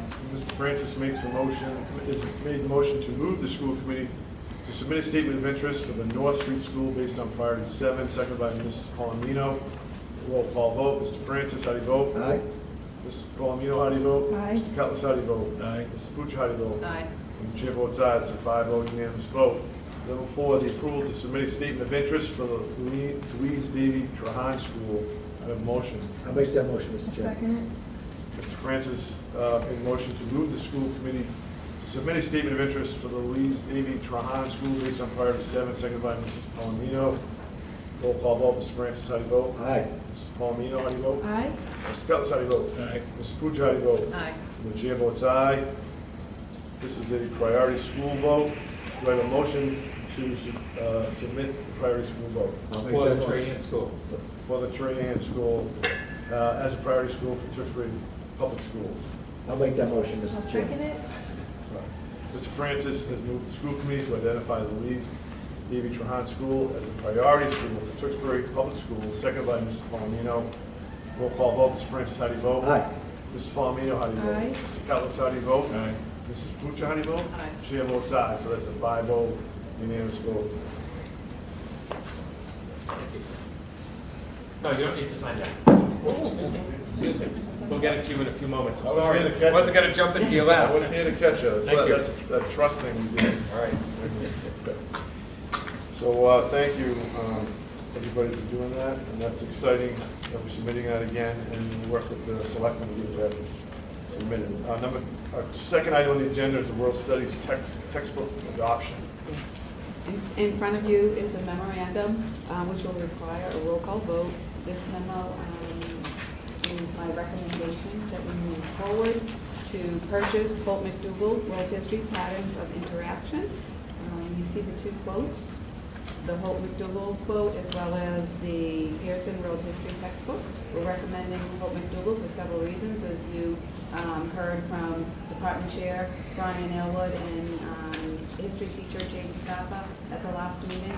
They piloted this text, worked wonderful with the students. It's aligned with the Common Core State Standards, ELA literacy standards, as well as the history standards, and they're loving it. The total for the purchase for both grades 9 and 10 in the textbooks, and then all of the online licenses for the next 6 years, as well as all of the teacher components, is $39,993.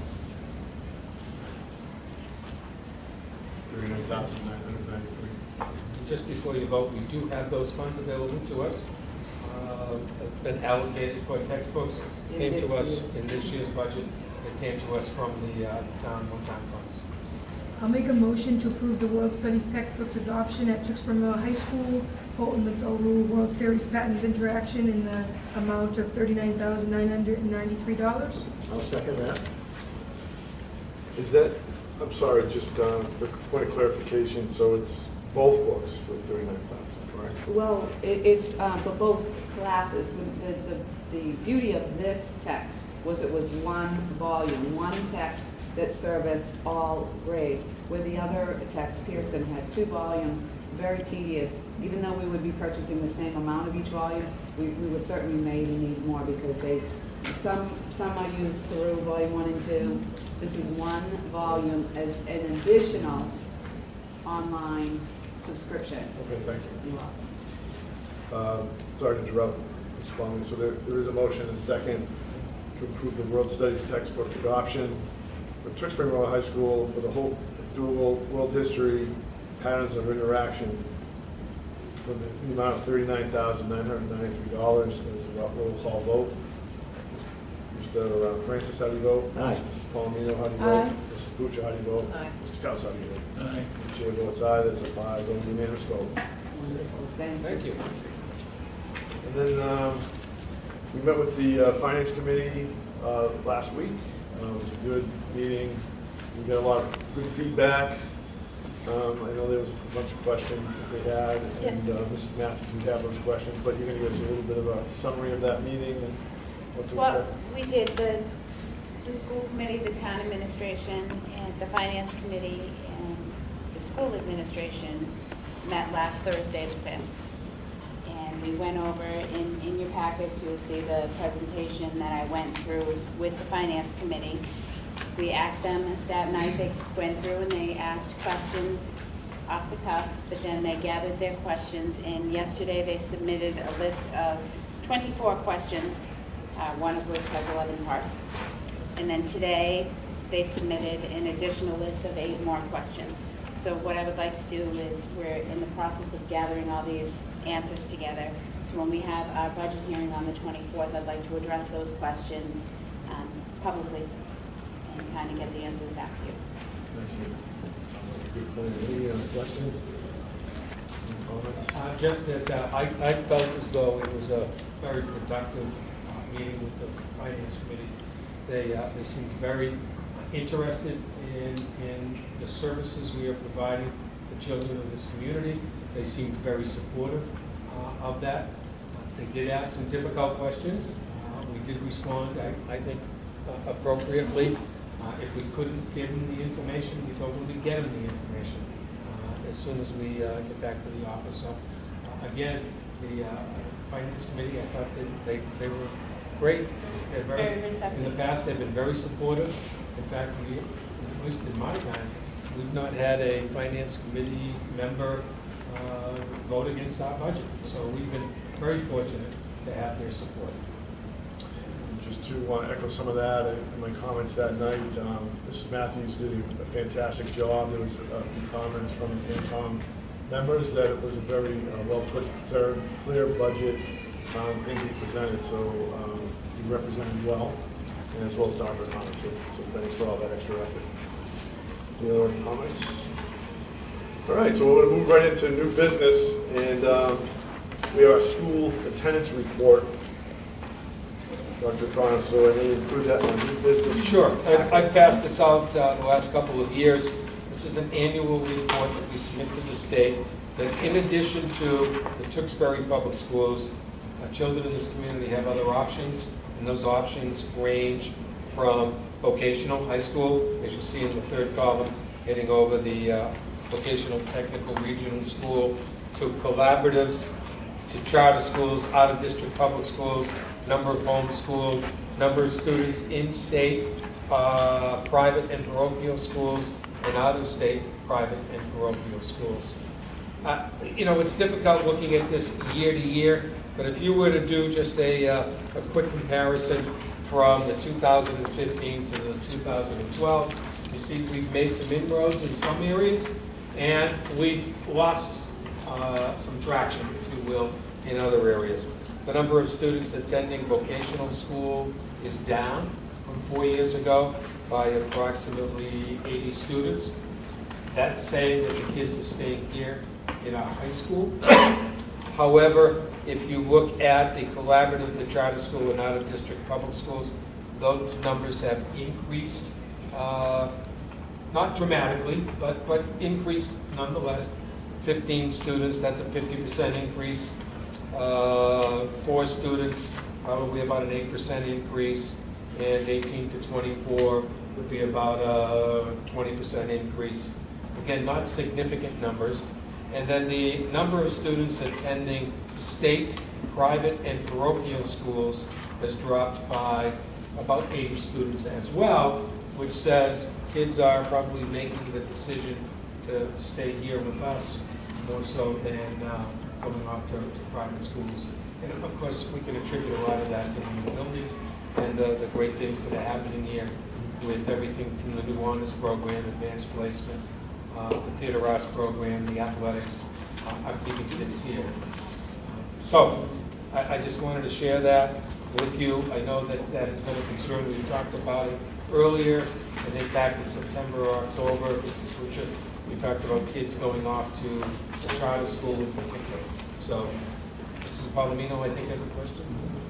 Thank you, Mr. Chairman. I think this is great information. I think maybe in the future it would be really wonderful, at least for myself and many of my colleagues, if we could summarize. It's a great opportunity for us to summarize the data that we're pulling from it, but if we could actually customize it and kind of summarize it on how it impacts us, we could see necessary percentage. I mean, you just told us verbatim, but it would be great if we could kind of maybe attach a cover sheet to this data. You kind of spoon feed us. Sure, and would make my life then easier. highlight some of the accomplishments, what I think are significant areas that I wish we could turn it around. Because I think you could certainly draw some conclusions Sure. from this data, and the positive to me outweighed the negative, and that would be great to kind of share that with the community. Sure, to do that.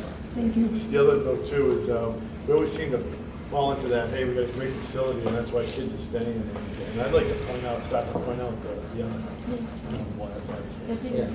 really start, I mean, we've had this great facility for a couple of years, and it is fantastic.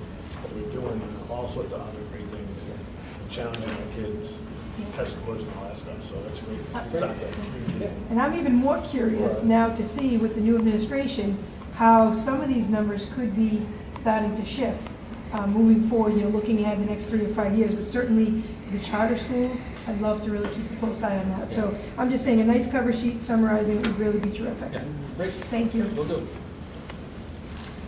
Okay, the Town of Tewksbury market data wage survey. So we've done some research on the area high school similar to Tewksbury, area districts similar to Tewksbury. We participated in a wage survey that the town initiated. We jumped on, if you will, and they provided this table for us that gives us sort of a snapshot of what administrative salaries are in neighboring school districts. And I'm going to walk you through this because it's a little confusing when you look at some of the data. I want you to take a look at the first line, the high school principal. You'll see that the comparison towns are Tewksbury, Andover, Chelmsford, Danvers, North Andover, North Reading, Stoneham, Wilmington. Regional towns within our region, okay? I want you to note that under the salary, under Tewksbury, you'll see 2 lines. You'll see the first line, 115,000, the second line, 115,000. If you go and look at Andover, you'll see the same thing, slightly different at 132,000 at Chelmsford, but notice that both of those figures are the same until you get to North Reading. North Reading provides you 2 figures.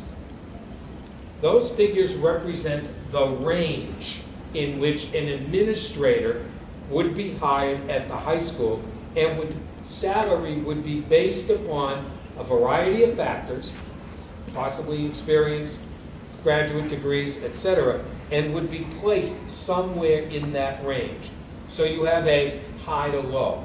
Now, if you look at all of these schools, there's only one high school. I don't know why they didn't just tell us or tell this committee what was that high school principal making in that town. But they provided this company with the range in which a principal would be hired. So that kind of throws off that data just a little bit because we don't know exactly what that salary is. You're going to see that same question pop up at the elementary. So let's go down to the third line, elementary principals. Notice Tewksbury, 94 to 100,000. We have 5 elementary principals. That represents the low and the high of those 5 principals. So again, you go look at Andover, they have 121, 123. They have multiple elementary schools. Principals are making 121, between 121 and 123. Again, the low and the high. Chelmsford at 94 straight, that's what they reported. At Danvers, it's 98, 102. North Andover, 92 to 105. 103 to 118 at North Reading, et cetera, et cetera. So you see how they have multiple individuals, the low end is paid at one end, the top end. And usually that comes because length of experience in that community, perhaps an advanced degree as well. A doctorate might garner $3,000 to $5,000 more salary. So then if you go across, you'll see in the blue that there are 7 data comparison points. They give you the comparison average. And notice again, you have 2 figures because they're giving you a figure of the top row and the second row in each of the line items. Then they give you the high-low, median, about the 50th range, right in the middle. Then they show you the 75th and the 90th percentile. The final category, you'll see a number of minus number of percentages. That is the percent Tewksbury data deviates from the high-low of that composite average. In other words, all of the administrators that are cited in this wage study are basically paid at a lower rate than the surrounding communities. That was the purpose of the wage study. How do Tewksbury employees, whether they were in the school district or on the town side, how do those key administrative positions stack up to neighboring communities? So I wanted to make you aware of that. We are taking steps to improve the salaries of our administrators through new contracts and so forth, in an effort to at least get them to that mid-range by the end of the contract. They'll still be slightly below, but they're going to be much closer to that mid-range by the time these new contracts expire in 3 years. Why was like a community like Billerica not on here? Was that? We don't know. They looked at demographics, a variety of different things to undertake our portion of the study. I did not speak directly to the consulting firm that did this. You did? Well, we went in for our... Oh, you were interviewed, that's right, Yeah. yeah. So we went in, and the town hired these consultants. The consultants chose the surrounding towns to compare all the salaries to with the town and school employees. I think I'd like to also hope to see the full report, because there's some comparable data points. They asked us several questions, not only about salary, but about program, departmental support, how many employees were in our departments, and things like that. So I think that would equally be very interesting to us. I'm curious if there are any further... I've seen the report, and I didn't find anything else of value in the report other than this particular document that reflected the schools. We have it in the office. You can take a look at it, but there just didn't appear to be anything else relevant to the school district in the report. Any comments, Ms. Palomino? Thank you, Mr. Chairman. Thanks for this data, because I know this is something moving forward that we're trying to look at closely, certainly when we're going contracts with everyone, but it's a perfect opportunity. I think this is an excellent opportunity also to thank all of our administrators in our district, not only for the hard work, but their commitment to the Tewksbury Public Schools, because I'm sure this data is at their fingertips as well. And I think it's a great opportunity just to thank them for all the hard work and commitment to Tewksbury. And I will pass that on to them. Expenses due to weather conditions, all right, number 3, you provide some an overview of what it's cost to do that snow removal on the worst winter of all times. As Dr. O'Connor kind of stated a little bit before when he talked about the roofing at North Street and the Trahan School, we had to put together a list. As the community may or may not know, the town manager has actually been given permission to submit information to FEMA. So we will hopefully, eventually, maybe within 6 or 7 months, see a little bit come back to us of relief of what we have had to spend out. As Dr. O'Connor said, we had the 3 prisoners that did show up that day. Talking to John Marchand, doing a site, kind of went to each school, kind of looking at it. We knew that it was an abundance that we couldn't take care of as a school department. We knew we had to get outside people. We have a contract with Crusoe and McGovern. They're our contracted roofers, but we knew we needed more. We had Romano Construction come in. They did a lot of work with Bobcats. We had to have front loaders, we had to have excavators, because as you saw, the snow piles were extravagant, and mostly we had to have snow removal off of our roofs of the 4 elementary schools, just to make sure that, you know, they would be structurally sound. So overall, it started, I would say,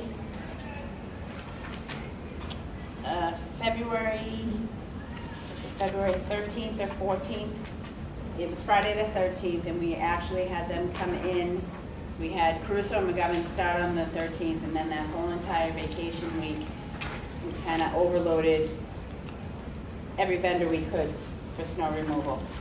Overall, this season for snow removal, we have spent $136,311.87, of which the town manager, from their snow and ice line item, they're going to cover $110,116.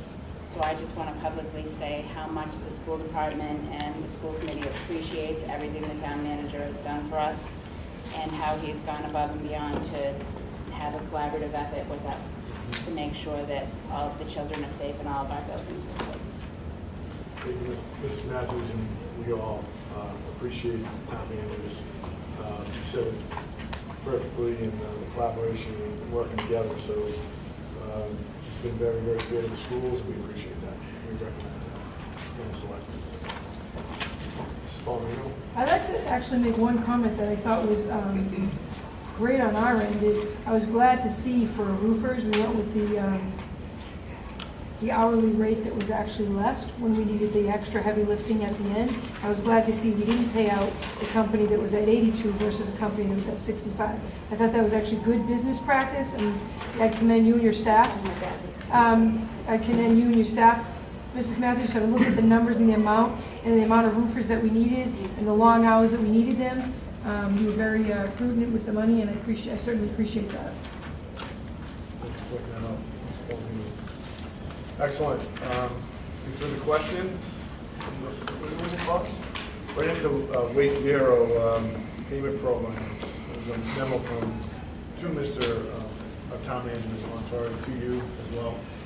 Usually when I see advertising or business soliciting information from the town or asking us to participate, I usually throw that away. However, I thought this was very, very interesting how they start off with their introduction. And we noticed in the Lowell Sun that you had to cancel your plans for kindergarten. Well, let us tell you, Mr. Superintendent and Mr. Town Manager, if you were to look at a pay-as-you-throw program, you could be generating as much as $500,000 in revenue into the town, which then could be used to fund kindergarten. I thought that was a very unique way to approach a program like Pay-as-you-throw. Now, I know the town has a contract with a vendor to provide trash, recycling, et cetera, et cetera. I don't know if they would ever be considered, or if they would ever consider moving to this type of a program. I am intrigued by the $500,000 in potential revenue and savings that could be generated from this type of a program. And with your approval, I would like to have a conversation with Mr. Montori about his thoughts into this type of a program, and whether or not there is an appetite for the community to shift to a different type of trash program, one that you would, as the program identifies, you would buy your trash bags at your local grocery store, variety stores, and would put them out on the curb instead of the bins that you're doing. And I would like to have that conversation with him if you thought it would be worth exploring. Oh, I don't know if there's any comments. Committee? They've investigated that in the past. and They there have. was A lot of resistance, but there was a movement, I think, if we could increase the amount of recycling, we would save on our trash fee. And we could save substantial amount of money if the people would recycle more, because that would reduce our overall trash cost. And I think that approach would be more productive. I know in the past they've looked at that. And I'll bring it up if you, Yeah, it wouldn't hurt. if it's worthwhile. I'm encouraged that you want to talk to the town manager about trying to save some money and put it into the full day kindergarten. I think that's, anytime we can save some money and shift it somewhere else, I think that's a good thing. So, but that communication is, I think I'm fine with that. Everybody else, I don't think we have a vote on that. Yeah, and it's not, trust me, you're not going to be making the vote on that. That would be the Board of Selectmen. No, But we'll just have that Let you talk to conversation, the- and I'll report back to you Yeah. in an update or something along those lines. Yes. You got that. Loud and clear. Thanks, Mr. Collins, for your history and wisdom. Thank you. We're going to jump right down to item 8, the school year calendar survey by Massachusetts Association of School Superintendents. Get some information to add. Is that, Well, given the number of snow days that many of the communities have had to employ this year, there is discussion in all corners of the Commonwealth about the school calendar. A combined effort of the MASC and MASS, that's the School Committees Association of Massachusetts and the Superintendent's Association, conducted an online poll. You'll see that there was a significant number of respondees, close to 400. Talked about everything from the number of days the children attend, number of days teachers attend, and looked at ideas that people are actually either investigating or employing to help offset the number of days that have been missed. Fortunately, here in Tewksbury, we've only missed 4 days. As you know, we have 5 built into our calendar. If we go to day 6, we have to make that day up somehow, somewhere in our calendar. You'll see that there are multiple pages of comments from those almost 400 people who responded. Some of the comments reference the steps that those school committees have taken, i.e. reducing the April vacation. There is a number of communities that will be going on Saturdays, half days. There is a religious holiday that people have canceled and will be a school day. So there are a number of things that the districts are looking at. I don't think we need to have that discussion until we get to 5, and then we would have to think about what would happen if we go to 6. Unfortunately, we're okay right now, but we should be prepared. So I've provided you all of those comments for you to look at. It might trigger an idea or a thought that we might have if we have to look at adjusting our calendar. Also in there, the last 2 pages, was another survey that was conducted, this time by an individual superintendent, who asked the question, are there superintendents out there who have eliminated the February and April vacations and put in 1 single week of vacation in March? That is very much like the calendar employed by private schools, particularly the boarding schools and other private schools. You can see by the limited response that there have been a number of communities that over the years have tried it, and all of them have abandoned that particular calendar model because it's very difficult for the one school within a geographic area to adopt a calendar that's very different than other schools. It impacts family vacations, family extended families, it impacts sports schedules, it impacts a number of different elements of school operation that communities have decided to revert back to the both February and April.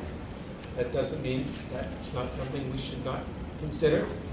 Certainly, if there was interest, we could do a survey of parents if we felt like that was the right thing to do for the town of Tewksbury, we're not adverse to doing that. So I put that in there for you to look at. We will continue this discussion if we get to 5. We'll have to put it on an agenda. We will have to address it at some point. Okay. All right? Any comments? Thank you, Mr. Chairman. I actually thought it was great data because not only was it the superintendents, it was school committee members that weighed in on the survey. And what I thought was really terrific is we're right on target. When you think about, we've had discussions here in Tewksbury about a lot of people will say, how can you start before Labor Day? And if you see, the majority of districts in the Commonwealth of Massachusetts are doing that. So I think we're right on target. I think the only thing that's out there right now that's being discussed, just for the community to think about, is what you just referred to, Dr. O'Connor, is eliminating a February and April vacation and going to like 1. Because that would help with snows, would also help with the heat when you get in June. But I think when you really look at it, unless everyone's going to do it together, it's never going to work. But I know we've been approached, certainly with the snow dates. People say, well, why don't you do that? Private schools do it. It's very successful. The kids get out earlier and so forth. But I really think what you said, and in the survey it kind of spells it out too, if the majority of districts are not doing that, it's hard to entertain because you have many teachers in your district that have their own children and they're in different districts, and it just poses a whole bunch of questions, but I thought it was a good opportunity to let the community know that Tewksbury is right on target. Thank you, Mr. Chairman. Okay, last item on the new business agenda is the Department of Elementary and Secondary Education Program Review on the ELE, English Language Learner and Servicing Hours. Okay, thank you. As you know, in October of 2013, we underwent the Comprehensive Coordinated Program Review. The program review reviews our district in 3 key areas: special education, civil rights, and English language education, and our compliance in honoring the rights of all students. In June of 2014, we received the full report and corrected actions that were required. With Richard Pelletier, focusing on special ed corrective actions. I focused together with others on the civil rights and the English language education corrective actions. The email that you see in the packet is very good news. It tells us that all of the corrective actions taken in special education and civil rights have now fulfilled the criteria the department has set forth until the mid-year cycle. That, I think you remember, part of that was that requirement of the juniors and seniors having physical education and so forth, changes in our student handbooks, other ways that we have to honor civil rights of all students. However, in English language education, if you turn to the second page, you can see that there are still 3 criteria that need some corrective action. And in particular, the growing issue that I wanted to raise attention to tonight is ELE standard number 5, and that is the amount of service time or service minutes that we are making available to our EL students. If you notice in the packet, I also, and I thank Karen Hodgson for this, together created this cheat sheet of all of the terms that you hear me talking about. They call it's ELE is for the English language education, ELL is the English language learner. And then you'll see several acronyms: WIDA scores, access levels. If you go to that last page, I just wanted to help define that students in our ELE program, or students that are identified as ELL students, are required to take, this is the equivalent of an MCAS test, it's the access test. That test assesses the students' English language ability in the academic content as well as in social language. And then they're scored on a 1 to 6 language level. And the definitions of what a language level 1 through language level 6 are on the back of that cheat sheet. A language L1 student is just entering the country, speaks very, very little English, and while socially may be able to look as though they're participating in a conversation, their reading and writing skills are at a very, very, very basic level. In fact, I had the opportunity to observe several of our ELL students, and one new L1 student that we have in first grade, it has no language ability, phonemic awareness even in his own language, so teaching him now the English alphabet. Well, he can have a slight conversation with an adult, yes, no, please, thank you, my snack is, things like that. He doesn't know our alphabet, not able to spell, not able to read, not able to write at all. So L1 is very, very basic. And if you notice in the list that I gave you, we have now several L1s and L2s in our classrooms. And if we look at, and this table that we have in the packet is again regarding ELE number 5. This is exactly the table that we had to report to the state. And what you see is not only the students and what schools they're at, their grade level, but then their access scores. And then they're recommended, they call these recommended service minutes per week. However, they're truly, as you can see in the coordinated program review, required. Our actual ESL minutes are substantially lower than the recommended. We currently have 1.5 teachers on board, and watching Kathy Henry. If we look at the approximately 11,000 minutes per week that we are under the recommended, it would take 3 to 4 additional full-time teachers to possibly meet those minutes, or ideally 1 ELE teacher in every school. What we are proposing moving forward, at least for this year, we have to correct this action, at least come forward with something to offer by April of this year, is increasing Kathy Henry's service hours by 10 hours. And we take the prep out of that, we'll roughly get about 7 additional service hours currently for the remainder of this year. Moving forward, in discussions with Dr. O'Connor and with Sherry Mathis, we're hoping that we can bring Kathy Henry on full-time next year and an additional full-time ELE teacher. Other ideas we are considering is the potential use of 1 K-2 school for all ELL students, 1 3-4 school for all ELL students of grades 3 and 4, and then of course they are all at the Ryan, the Wing, and the high school. So that would eliminate the travel time with the teachers along the road and give them more time with our students. I've been networking with other districts who have 33 students don't seem like a lot of ELL students, but if you were to equate that with a special ed, and I'm not saying that these students need special ed services, but if we had 33 special ed students that needed direct service, that would equate in about 4 to 6 teachers. So I'm trying to give us sort of a feel of what does that look like. They need a lot of direct time learning the language, so that they can then access the academics like they need to and participate in not only our benchmark testing, but the state standardized testing.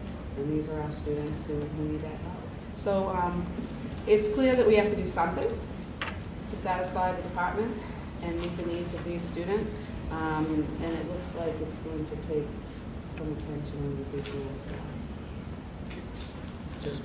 staff. So what we're looking to do is to increase the number of hours of our part-time person by 10 hours temporarily for this per week year. For the remainder of this year. You're going to ask the question, where are we getting the money to do this? We had a teacher who resigned in January. That teacher was at the high end of the teacher scale, master's degree, top scale. We have a substitute in, and the substitute's daily rate of pay is significantly lower than the master's degree top end of the scale. The savings between the substitute pay that's currently in our budget, we will use that money to employ and increase the hours of this particular individual. I don't want you to, we do have a plan on how we're going to cover that cost. We've addressed, this is not new. In Laurie Bradley's last year, this was the first time it's really creeped up as the department said we have to begin to rectify how many service minutes our ELL students are receiving. And that's when we brought on the part-time, and then Dr. O'Connor's, the last corrective action report, we upped Kathy Henry's hours slightly. It's just not enough anymore. We continue to receive more students from out of from out of the country coming to us with language needs. And also keep in mind that this is part 3 of an exhaustive review that took place involving our compliance with civil rights across the district, special education, and our ELL learners.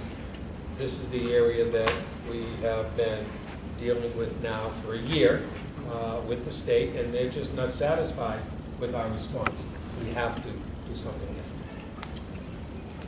Yep, Mr. Cutlass. Yeah, thank you, Mrs. Regan, Dr. O'Connor. I had a couple of questions. Just when it says access scores, what's the top score that they could get? A 6. A Six. 6 is, as you see on that back page, that's a level 6 is reaching the language proficiency, English language proficiency at their peer level. Okay. So they can access reading and writing and communicating with their peers. So In then, academics. if they got to that level, they would not need anything? They monitor. Exactly. They Just monitor. a You monitor. monitor. So not to that point, the more service minutes that we can give that are closer to the required or recommended, Yeah. they're going to reach that level 6.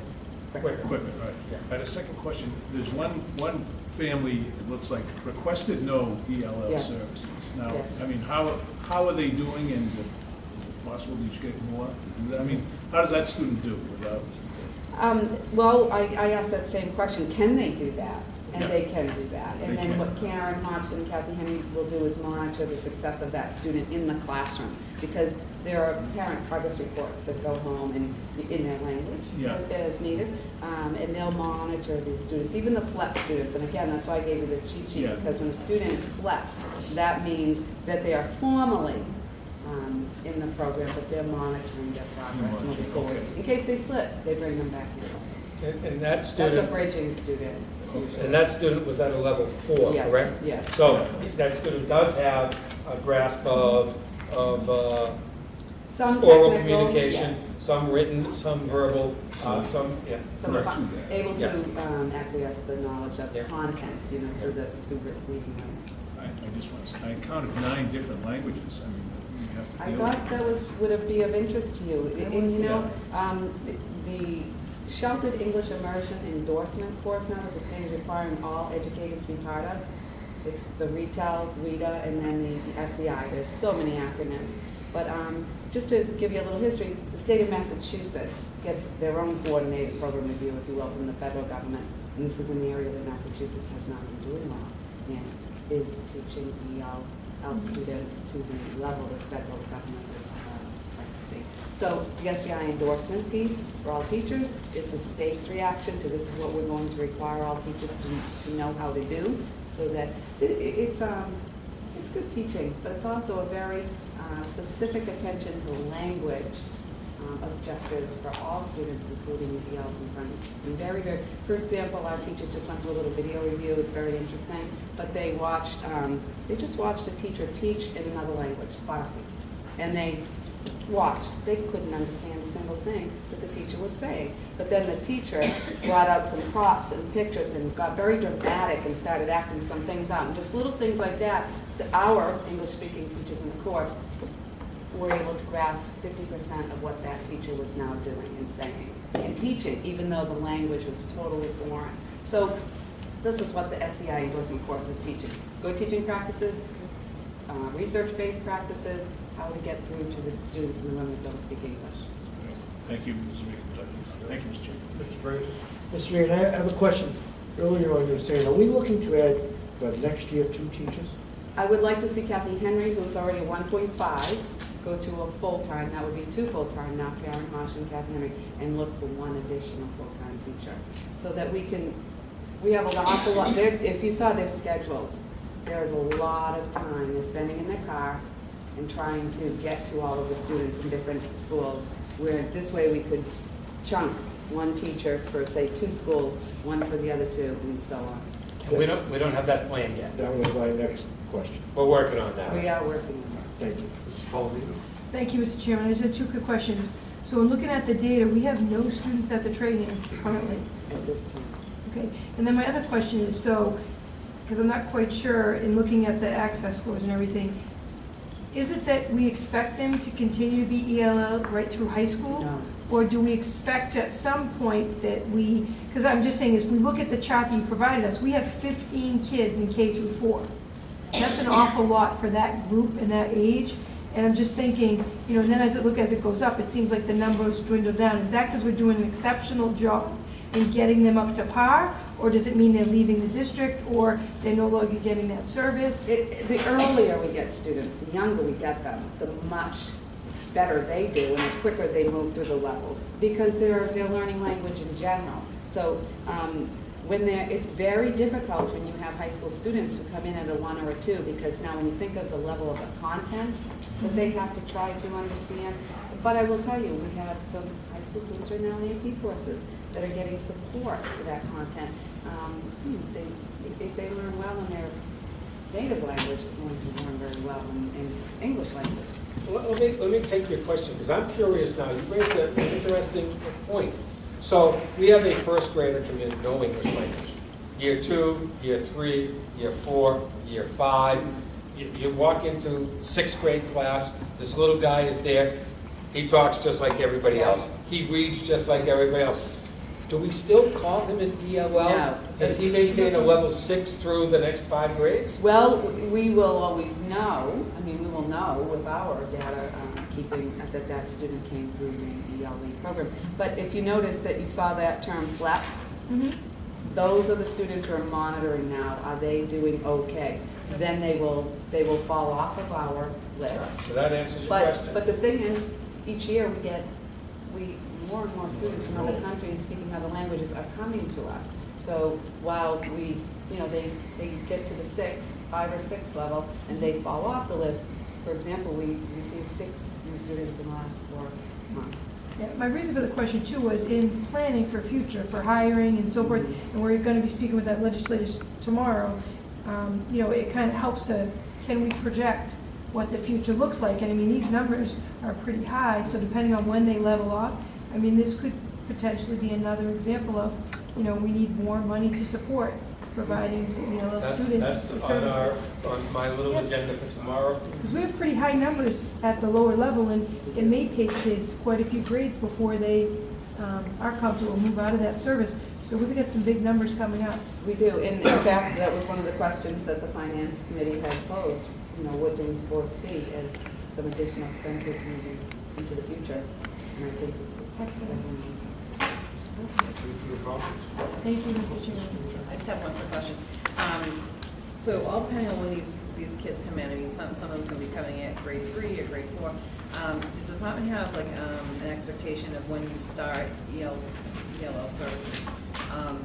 Almost similar to an IEP where you have you set goals and your progress. There's a certain amount of progress they should make. So if somebody comes in, they're an L1 or something like that, within a year should they be up to 2 or 3? What are the expectations? Well, it's not necessarily like that, but yes, there are very set goals for every level. Now remember, you can come into high school being an L1. But what an L1 should be able to do in reading and writing, there are standards that are aligned to those levels. What should they be able to do? This helps the teacher, and it also helps assess how are they moving along. Remember, the state will assess them every year through access. As long as they're into that FLEP mode, they'll get the access to see how they're making progress. So there are goals, there are set standards, there are goals, there are what a student should be able to do, and then strategies to get them there. So it was a very comprehensive program, and I'm happy to share with you all of that, the read I can do statements and standards, as well as the retail requirements. And does the park accommodate for all these languages that we have? Does the park accommodate for that? Oh, Down the road? just like MCAS. No accommodations. In Well, the you United need States of language, America, you the standardized testing in Massachusetts are given in English. Now, a student, however, can have their native language dictionary during the testing. All right. And what's wonderful about the park, I have to give this, because it just came from Park LC meeting today, when we move to the online testing for all, there will be translations as the student needs. There's some wonderful accommodations, not only for ELL students, but also for students with special needs when we go to online. Great. Thank you. Any further comments or questions? It's good discussion, things. Appreciate that. Keep you updated as you go. Yeah. Awesome. Well, we're at the end of our meeting. There is one other item on the agenda. We jumped into school community matters of interest, a general item, and it's the superintendent's 2015 mid-year report or review. And I've collaborated, I've worked with all the members of the school committee. We put together a mid-year performance review for Dr. O'Connor. I'm going to summarize that. I'm going to just take a couple minutes to read a joint statement. So I'll just summarize a little bit, and then I do have a couple of areas that I just want to highlight. So if I may read this, the Superintendent 2015 mid-year review. Superintendent of Schools undergoes a rigorous annual evaluation comprised of ratings in specific categories, including instructional leadership, personnel management, financial accountability, and other areas. Additionally, a written narrative summarizing the superintendent's accomplishments and the areas of focus or growth is comprised of feedback from the committee members each year and then at this time. Members of the school committee routinely interact with Dr. O'Connor. We're always in constant communication. As chair, I am in constant contact with the superintendent and offer both positive and constructive feedback as the situation warrants. Dr. O'Connor is always receptive to criticism and feedback, and I have personally witnessed his professional, personal growth in a number of areas. As the public face of Tewksbury Public Schools, Dr. O'Connor strives to be a positive force within the school community and beyond. He is the visible representative of the Tewksbury Public Schools, and as such needs to project an image of caring, dedicated educator whose words, actions, and beliefs promote the excellence of our schools and the amazing accomplishments of our students and the staff. So as a group, the Tewksbury School Committee believes in Dr. O'Connor and supports Dr. O'Connor. Just a couple of items. When we talked about some of the areas of concern that we've talked about over these last 6 months, we go right off to special education increases. Dr. O'Connor is fully aware of the committee's concerns over the rising costs associated with special education. We expect the superintendent moving forward to take a more proactive management position in all matters pertaining to special education. We will be looking to him over the next 18 months for strategies and solutions that will allow us to reduce the spiraling costs of educating some of our disadvantaged children. Other things like communication. We continue to expect a strong line of communication from our superintendent, starting from his office and continuing on down to our administrators and teaching staff. We have seen an increase this year in the frequency and method of communication through the district. We all agree that communication can always improve, and we have asked Dr. O'Connor to continue to reach for that improvement in all areas of district-wide communication. So regarding district-wide communication, we are encouraged by the expansion of the Aspen's student management system at the Tewksbury Memorial High School, Wynn Middle School, and the Ryan School this past year. We are also pleased to see the employment of Twitter to supplement our district-wide communication efforts.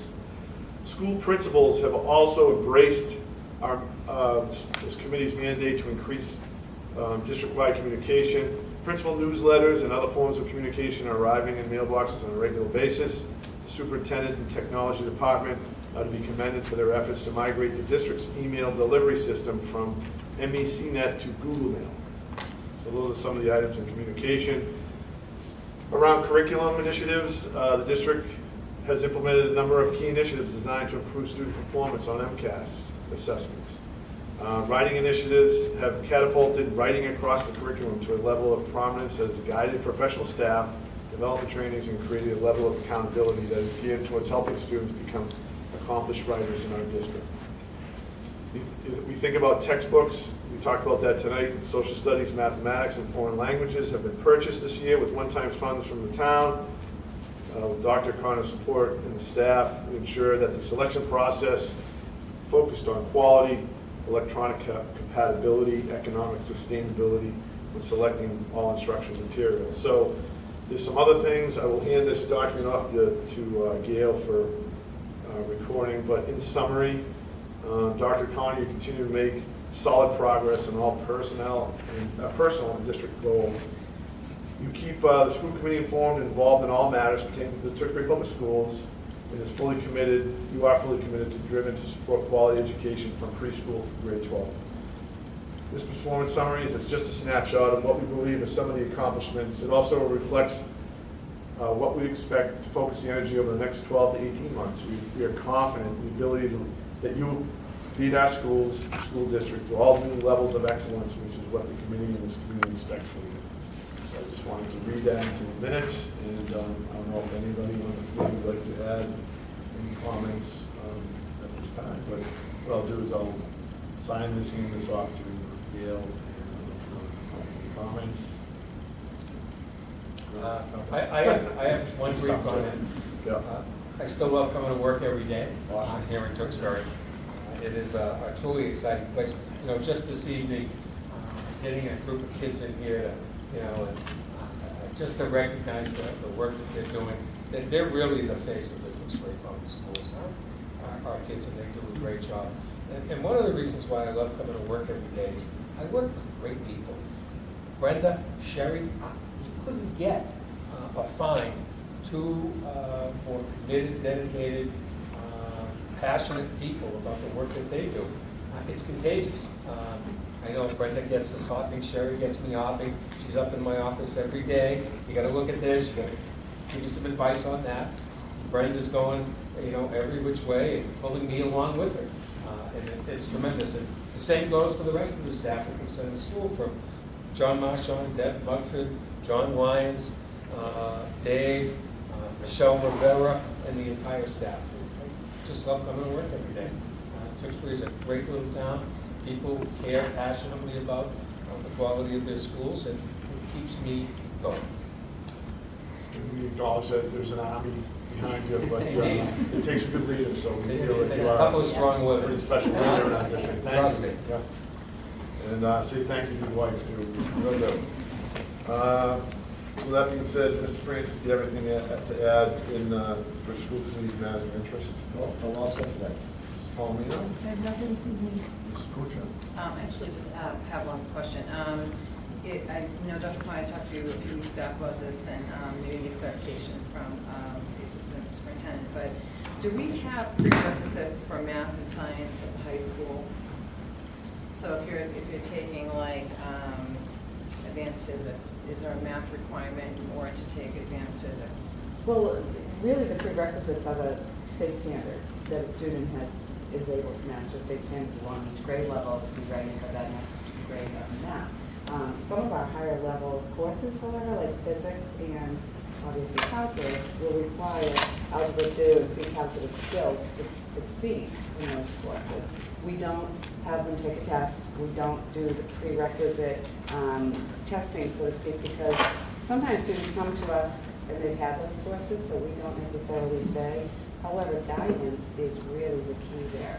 Guidance will look at the courses that the student is taking and are able to tell if they're ready for that next level of course. Okay. Now, we have had students that have asked to take courses that did not take the pre-cal, and or they've taken it in the summer, so we know they're ready. So really, it's about readiness, and if guidance feels they're not ready, they haven't taken that level of math, I'm going to strongly recommend they don't. I'm going to contact the parent, but if the student and parent is adamant, then they're making that choice themselves, and then we. I just want to make sure we're not putting somebody into like, you know, forensic science and they're going to need a certain science in order to get into college or become an engineer or something like that. I just want to make sure that it's all lining up. And Well, that's different. Yes. That's a different Yes. than the question that you asked. Okay. The question you asked was about prerequisites, all right? As far as I'm aware, there is not. However, it dawned on me when you were talking, there may be a prerequisite for honors biology or Well, advanced placement biology. Sure. There may be a math requirement and I'm not 100% Maybe I'm sure. saying it wrong. I mean, I just want to make sure that, you know, I don't know if there's a certain standard for, like, you're taking science, you have to have a certain math in order to take that science. Well, there's a requirement of how many sciences with labs that they will take in their career here at the high school to graduate. There are graduation requirements. If a student has identified a pathway or a career they want to take in college, guidance will help them go down that pathway with what are those science and math courses you really need to be successful in college. And that's the role they play. And interview students at 9th and 10th, 11th, and 12th to help guide them. Now, we can't possibly, students can change their mind and apply to be a chemical engineer and have not taken chemistry. Well, we're going to direct them then. Let's get a chemistry in there in the second semester of senior year, if they surprise us with that. I can ask more about it. I was just kind of curious when somebody had mentioned that. It's a great process that guidance goes through with all the students. Mr. Bucci. Mr. Cutlass? You're all set? Yeah. Chair is all set, so at this point, future school committee meetings, we have March 24th, it's a Tuesday, we have a public hearing on our budget. That will be a full school committee meeting as well. Take note, it's a Tuesday and on a Wednesday, we had to move that meeting, and then but it is posted. High school building committee meeting dates, there's nothing in the future, Mr. Francis. We're trying on the 7th. All right, and, Can you clarify the next school committee meeting? Yep. I thought we said it was going to be on that Thursday. well, we have one on March 24th. which is, Oh, March 24th, okay. And then the Yeah. next one after that is our reorganization meeting after the town election, and we were hoping to move that to the 16th. 16th, Thursday the 16th. Good. 16th. And I think that starts at 6:45. I believe that's at 6:45, correct? For the first meeting and There's then. no Yes, executive it's a session. 15-minute meeting, then we'll go into our regular meeting. Right, no executive session. No executive session, well, Since we're gonna unless we have issues with negotiations, Right. then we may have to have us come in for an executive session. Okay. All right, you good with that? Yes. So, the 24th, March, Tuesday, the school committee, public budget, subcommittee, public hearing on the budget, and then that being April. So, any future agenda items? Seeing none, a motion to adjourn. I'll make that motion. I'll second it. Motion to adjourn, all in favor, signify by saying aye. Aye. Chair votes aye, all opposed? It's a 5-0.